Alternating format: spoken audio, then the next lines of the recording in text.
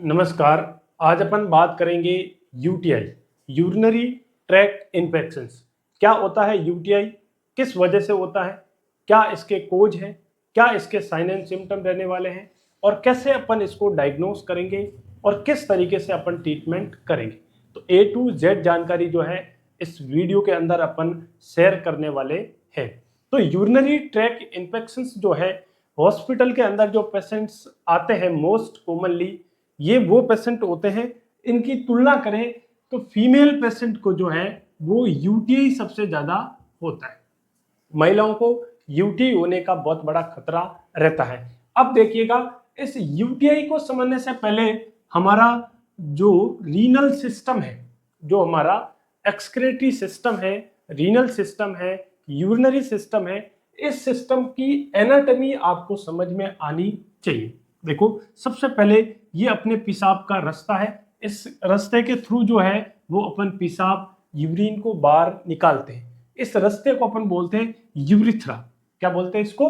Urethra. यहाँ पे जो है वो अपना पेशाब क्या रहता है, इसके अंदर स्टोर रहता है। इसको बोलते हैं यूरिनरी ब्लैडर। जब ये भर जाता है तो एक रिफ्लेक्स के माध्यम से ये पेशाब खाली हो जाता है, जिसको अपन बोलते हैं एम्प्टी ऑफ वॉइडिंग। फिर ये दो कनेक्शन जो है, एक राइट किडनी से और एक लेफ्ट किडनी से कनेक्शन आएगा। राइट किडनी जो इस साइड पोजीशन रहेगी, ये लेफ्ट वाली साइड रहेगी, इसको अपन यूरेटर्स बोलेंगे। और ये किससे कनेक्ट होते हैं? ये कनेक्ट होते हैं किडनी। और किडनी का जो असल हीरो है, इसके अंदर जो नेफ्रॉन है, वो आपके फिल्ट्रेशन करने का काम करेगा। तो यहाँ से पेशाब अपने पास में पूरे शरीर का खून आएगा और उस पूरे खून को अच्छी चीजों को वापस भेज देगा। उसमें से जो गंदी चीजें हैं पेशाब के थ्रू जो है वो किडनी बाहर एक्सक्रीट आउट कर देगी और यहाँ से जो है वो पेशाब आते आते जो है यूरिनरी ब्लैडर के अंदर भर जाएगा। इस सिस्टम को आपको पहले बेसिक एनाटॉमी पता होनी चाहिए। अब देखिएगा, सबसे ज्यादा जो खतरा है वो पेशाब का इन्फेक्शन इस साइड से अंदर की तरफ जा सकता है, यूरिथ्रा की जा सकता है। और यूरिथ्रा में इन्फेक्शन हो सकता है। किसी भी चीज में इन्फेक्शंस या इन्फ्लामेशंस होने को अपन क्या बोलेंगे? प्रॉब्लम बोलेंगे, उसको इन्फेक्शंस बोलेंगे। तो यूरिथ्रा के अंदर इन्फेक्शंस होना, इन्फ्लामेशंस होना, उसको बोलते हैं यूरिथ्राइटिस। इसको अपन क्या बोलेंगे? यूरिथ्राइटिस। तो यूरिथ्राइटिस जो है ये भी एक यूरिनरी ट्रैक का इन्फेक्शंस है। ज्यादातर जो यूरिथ्राइटिस है ये उन पेशेंटों के अंदर देखने को मिलता है जिन पेशेंट के अंदर जो है पुअर हाइजीन है। स्पेशली जो है वो मेल और फीमेल की तुलना करें तो फीमेल पेशेंट के अंदर जो है यूरिथ्राइटिस होने का खतरा है। क्यों है? क्योंकि फीमेल की जो यूरिथ्रा है, पेशाब का जो रास्ता है, ये बहुत शॉर्ट है, मेल की तुलना में छोटा रास्ता है। लगभग 2.5 सेंटीमीटर से 5 सेंटीमीटर ही होता है। छोटा रास्ता होने की वजह से यहाँ पे इन्फेक्शन जो है इजिली इन्वेट कर जाता है और महिला को यूरिथ्राइटिस, यूरिनरी ट्रैक जो है इन्फेक्शन हो सकता है। इसके अलावा मेल को इस बात का खतरा होता है जब जो है अनप्रोटेक्टेड सेक्सुअल एक्टिविटीज या एसटीडी जैसी बीमारियां, जो सेक्सुअली ट्रांसमिटेड डिजीज बोलते हैं, उसकी वजह से यूरिथ्राइटिस हो सकता है। तो यूरिथ्राइटिस, यूरिथ्रा के इन्फेक्शन, इन्फ्लामेशन को यूरिथ्राइटिस बोलते हैं। ये भी एक यूटीआई का पहला पार्ट है। फिर यूटीआई के अंदर बोलते हैं यूरिनरी ब्लैडर के इन्फेक्शन को। यूरिनरी ब्लैडर इन्फेक्शन को अपन क्या बोलते हैं? सिस्टाइटिस। सिस्टाइटिस बोलते हैं। सिस्टाइटिस जो है ये बता रहा है कि यूरिनरी ब्लैडर के अंदर इन्फेक्शंस और इन्फ्लामेशंस हो गया। तो इसकी वजह से भी एक यूटीआई बीमारी के अंदर अपन इसको इंक्लूड करेंगे।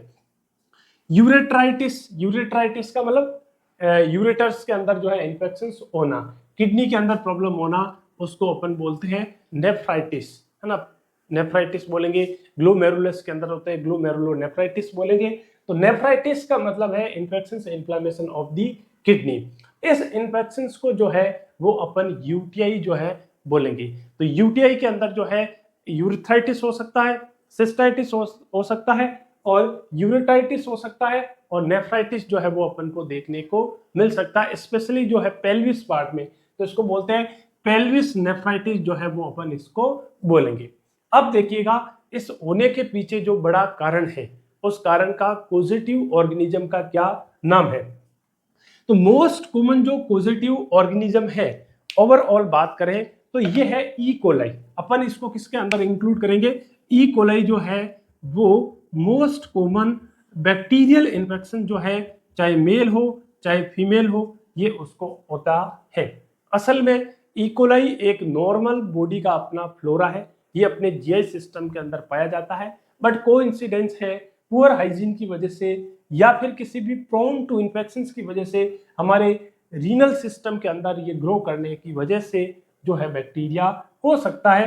तो ओवरऑल जो केस आते हैं अपने पास में, ई कोलाई के केस आते हैं, एंट्रोबैक्टेरियल के केस आते हैं, सुडोमोनास इस तरीके के केस आते हैं। ज्यादा जो खतरा है वो किसको खतरा है?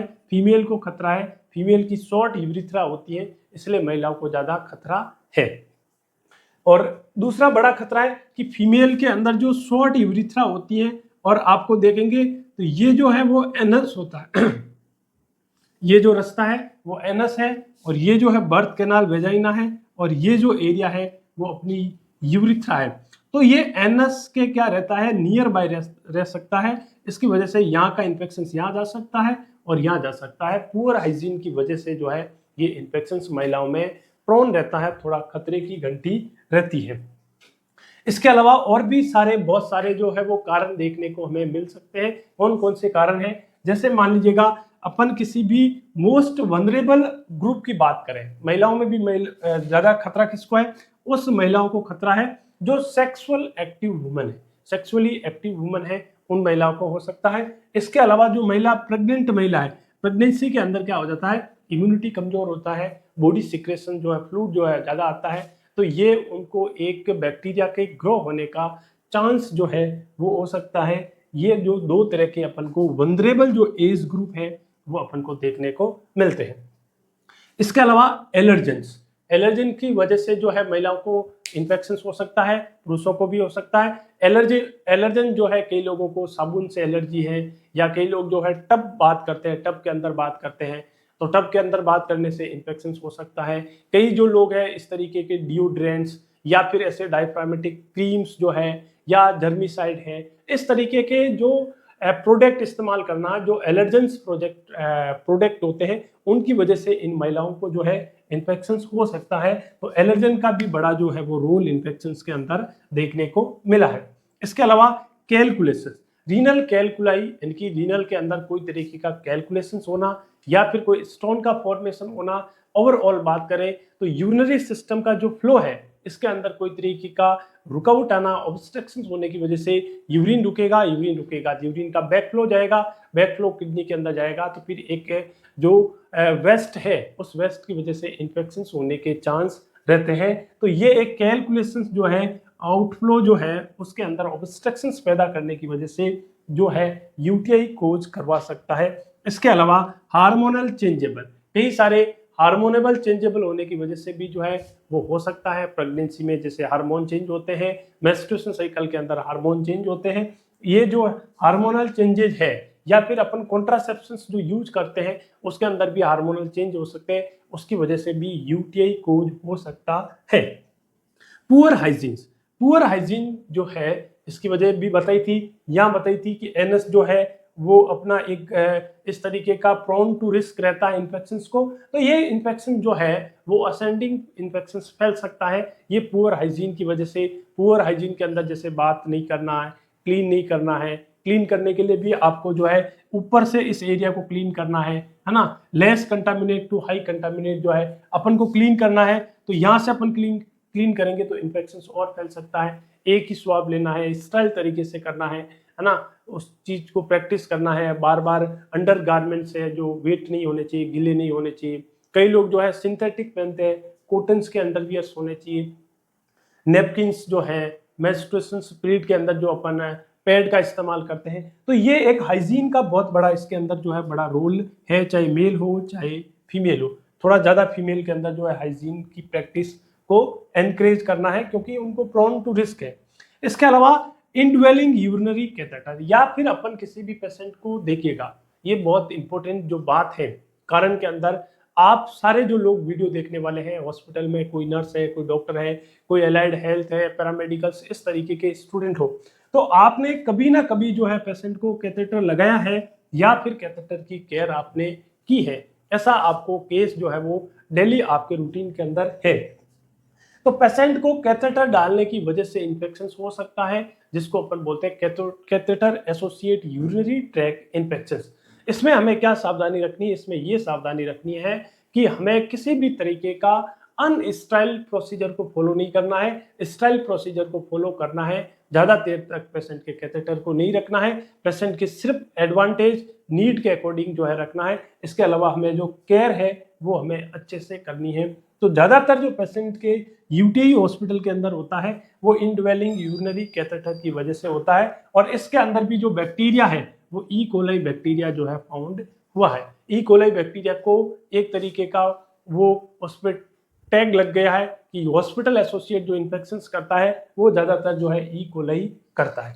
कोई भी प्रोसीजर है, हाइड्रोजेनिक इंस्ट्रूमेंट से अपन ने कोई भी प्रोसीजर किया है, या कोई अपने जैसे सिस्टोस्कोपी जांच की है, प्रोक्टोस्कोपी एनएस वगैरह किया है, तो इस तरीके का कोई भी इंस्ट्रूमेंटल अप्लाई किया है, कोई भी प्रोसीजर किया है, उसकी वजह से भी अनइंस्टाइल इंस्ट्रूमेंट यूज करने की वजह से जो है पेशेंट की अच्छी से केयर नहीं करने की वजह से जो है वो इन्फेक्शन से हो सकता है। वेट बाथिंग का बताया था मैंने, सिंथेटिक कॉटन्स। इसके अलावा देखिएगा, भारत एक डायबिटीज की कैपिटल है, सबसे ज़्यादा जो डायबिटीज है वो भारत के अंदर है। और डायबिटीज जो पेशेंट है, ये ज़्यादातर जो पेशेंट वो पेशेंट है जिनका उम्र जो है एज ज़्यादा है। एज का ज़्यादा कितना है? एज ऐसे पेशेंट का जो है वो 40-50 से प्लस है। तो 40-50 जिसका एज प्लस है उनमें डायबिटीज है, और डायबिटीज की वजह से जो है पेशेंट का इम्यूनिटी कमजोर होता है। ऐसे पेशेंट की महिलाएं हैं चाहे पुरुष है, उनको जो है यूटीआई होने का बहुत ज़्यादा रिस्क रहता है। तो डायबिटीज जो है यदि अपन उसको सही से ट्रीट नहीं करें तो यूटीआई जो है डायबिटीज के पेशेंट को सबसे ज़्यादा जो देखी जाती है। तो ये अपन ने एक कारण के बारे में पता लगाया है। तो ये बड़े बड़े मोटे मोटे जो कारण हैं इन्होंने अपन ने पता किया है क्या क्या कारण होते हैं, और इस कारणों की वजह से जो है वो यूटीआई होते हैं। अपन जो है वो आगे समझेंगे क्या इन कारणों की वजह से क्या पेशेंट में यूरिथ्राइटिस हो गया है तो क्या सिम्टम आएंगे, यूरिनरी ब्लैडर हो गया तो उसमें सिस्टाइटिस हो गया है ना, नेफ्राइटिस हो गया, तो क्या क्या उसकी वजह की वजह से पेशेंट को क्या क्या सिम्टम्स आएंगे, इसकी चर्चा अपन जो है वो करेंगे। बात कर रहे थे यूटीआई, यूरिनरी ट्रैक्ट इन्फेक्शंस जो है वो साइन एंड सिम्टम जो है पेशेंट के अंदर हमें क्या क्या देखने को मिलेंगे।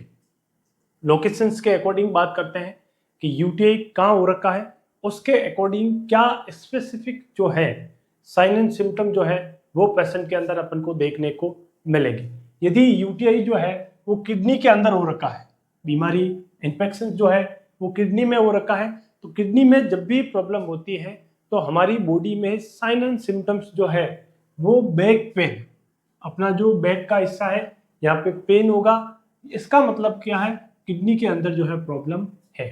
पेशेंट को इन्फेक्शन है, बुखार जो है, फीवर जो है बहुत ज़्यादा आएंगे, साथ में उसको चिल्स भी रहेंगे। बुखार के साथ में क्या रहेंगे, चिल्स जो है पेशेंट को देखने को मिलेगा। सेकिंग्स एंड चिल्स पेशेंट में देखने को मिलेंगे।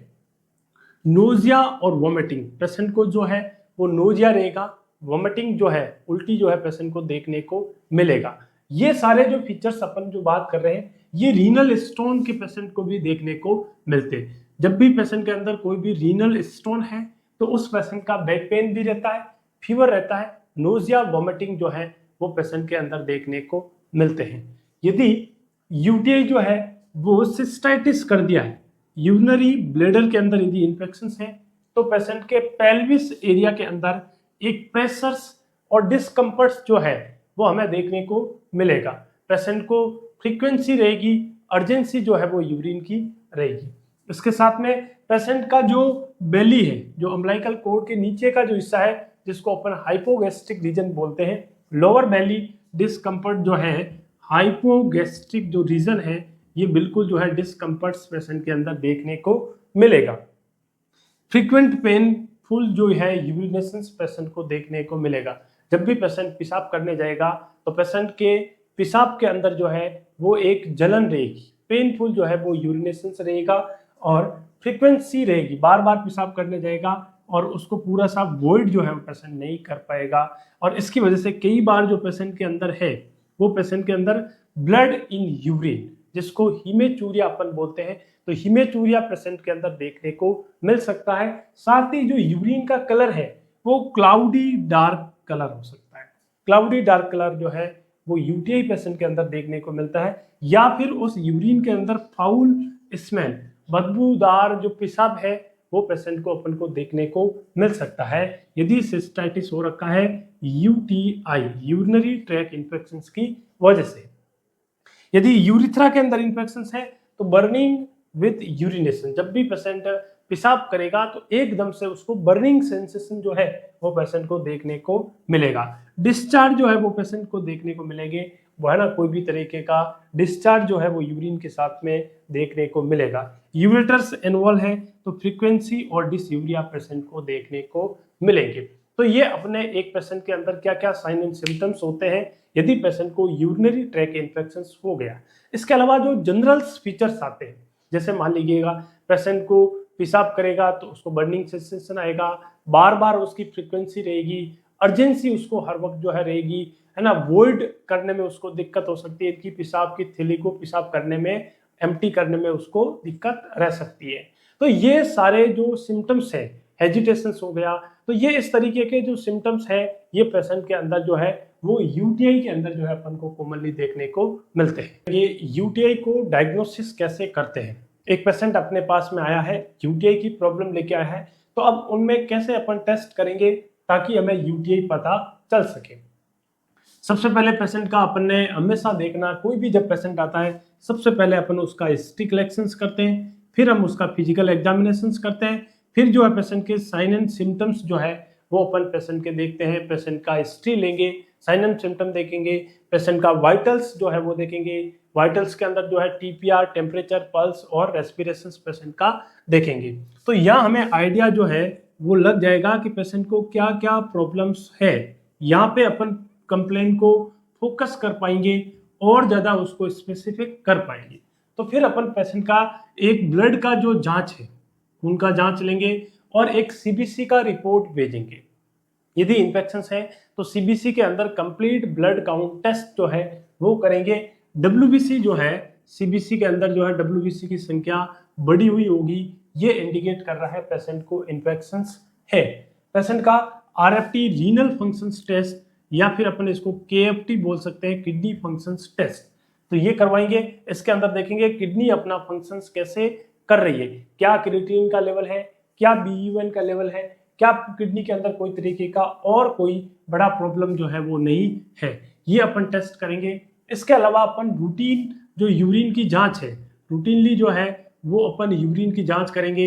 इसके अंदर उसका क्या पीएच है, क्या उसकी ग्रेविटी है, पेशेंट को यूरिन का कलर कैसा है, ये जो जनरल अपीयरेंस जो है, जनरल जो यूरिन के बारे में है वो ये अपन यूरिन रूटीन टेस्ट द्वारा करेंगे। फिर जो है पेशेंट का अपन यूरिनरी कल्चर टेस्ट जो है, यूरिनरी कल्चर सेंसिटिव जो टेस्ट है ये टेस्ट करेंगे, और ये टेस्ट जो है पेशेंट के अंदर गोल्ड स्टैंडर्ड जो टेस्ट है ये रहने वाला है। इस टेस्ट के अंदर अपन क्या स्पेसिफिक करेंगे, इसके अंदर पेशेंट का अपन स्टाइल तरीके से पेशेंट का यूरिन का कलेक्शंस करेंगे। यूरिन को सैंपल्स के तौर पे अपन लेंगे। यदि पेशेंट ने कोई कैथेटर नहीं लगा है तो मिड स्ट्रीम जो है, पेशेंट की बीच वाली जो पेशाब की धार है, मिड स्ट्रीम जो है उसको कैच करके अपन टेस्ट करेंगे। यदि पेशेंट के इस तरीके का अपन नहीं कर सकते हैं तो स्ट्रेट जो है वो अपन कैथेटर लगाएंगे और स्टाइल तरीके से कैथेटर से सैंपल को कलेक्ट करेंगे, और फिर जो है उस सैंपल को अपन लैब के अंदर जो है भेजेंगे। स्पेसिफिक जो सैंपल है वो अपन 25 ml के आसपास जो है सैंपल को कलेक्ट कर सकते हैं। तो ये सैंपल लेके अपन को क्लीन कैच स्टाइल तरीके से लैब के अंदर जाएगा, और लैब के अंदर जो है इसका कल्चर टेस्ट होगा।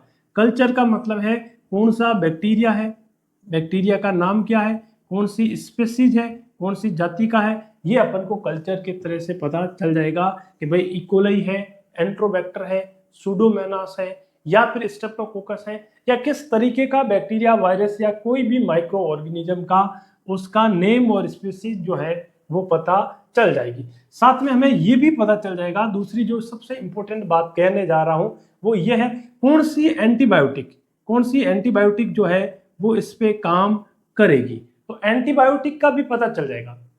क्या कहना चाह रहा हूं, कहना ये चाह रहा हूं, ये एक गोल्ड स्टैंडर्ड टेस्ट है। ये टेस्ट पेशेंट के अंदर सबसे कारगर साबित होता है। इस टेस्ट के अंदर जो है पेशेंट का सैंपल लेंगे और कौन सी बैक्टीरिया है, कौन से माइक्रो ऑर्गेनिज्म है उसका तो पता चलेगा, साथ में कौन सी दवाई से ये खत्म होगा, जो अपन को दोनों चीज जो है वो इस टेस्ट से पता चल जाएगा। फिर जो है पेशेंट को अपन जो है एंटीबायोटिक अपन पेशेंट के अंदर स्टार्ट करेंगे।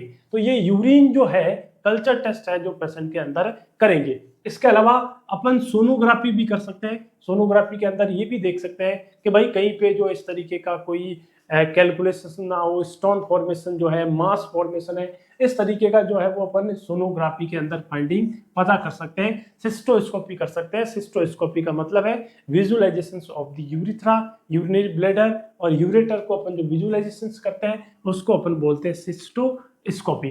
तो ये अपन जांच मोस्टली करते हैं। कई बार जो केस जो है कुछ सस्पेक्ट केस है उसमें सीटी एमआरआई भी अपन उसके अंदर कर सकते हैं।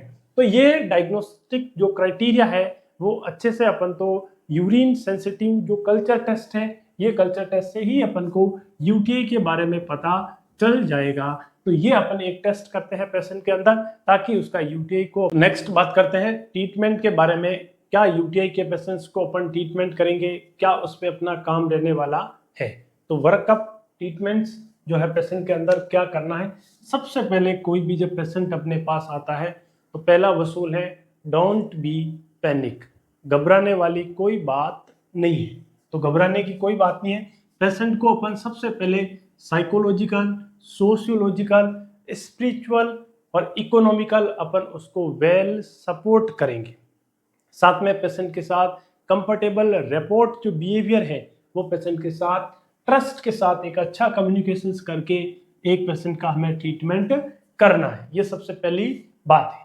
दूसरी बात, जब पेशेंट पे अपन वर्कअप करेंगे तो पेशेंट को अपन एडवाइस देंगे कि वाटर इनटेक जो है वो ज़्यादा करें। 3 लीटर पानी जो है वो आपको ज़्यादा पीना है। ज़्यादा पानी पीने से फ्लश हो जाएगा और जो भी बैक्टीरिया ग्रो कर रखे हैं वो फ्लश आउट हो जाएंगे और पेशेंट की प्रॉब्लम जो है वो रिजॉल्व हो जाएगी। जब पेशेंट का हमें आयो चार्टिंग भी करना है, कितना पेशेंट इनटेक कर रहा है और कितना पेशेंट का आउटपुट आया है, ये इसको अपन को बैलेंस करते हुए एक अपन को पेशेंट को आयो चार्टिंग करना है। यदि डॉक्टर ने प्रिस्क्रिप्शंस के अंदर कोई फ्लूइड लिखा है तो अपन को जब भी कोई भी फ्लूइड डॉक्टर लिखता है, प्रिस्क्रिप्शंस होता है, पेशेंट के अंदर आयो चार्टिंग करना है। जब भी आयो चार्टिंग करेंगे तो हमें आइडिया लग जाएगा कि कितना फ्लूइड रिसक्सिटेशन हुआ है, क्या पेशेंट के अंदर वेट है, क्या फ्लूइड जो है बॉडी के अंदर रिटेंट नहीं हो रहा है। तो आयो चार्टिंग अपन को करनी है, ये अहम जिम्मेदारी है। सारे पेशेंट के सैंपल्स जो डॉक्टर ने टेस्टिंग के लिए बोला है, तो टेस्टिंग के लिए हमें प्रिपरेशंस करना है। सैंपल हमेशा एंटीबायोटिक लगने से जो है वो पहले हमें लेना है ताकि जो टेस्ट का एक्यूरेसी है वो ज़्यादा से बेस्ट आ जाए। ये हमें सारे टेस्ट को कंडक्ट करना है।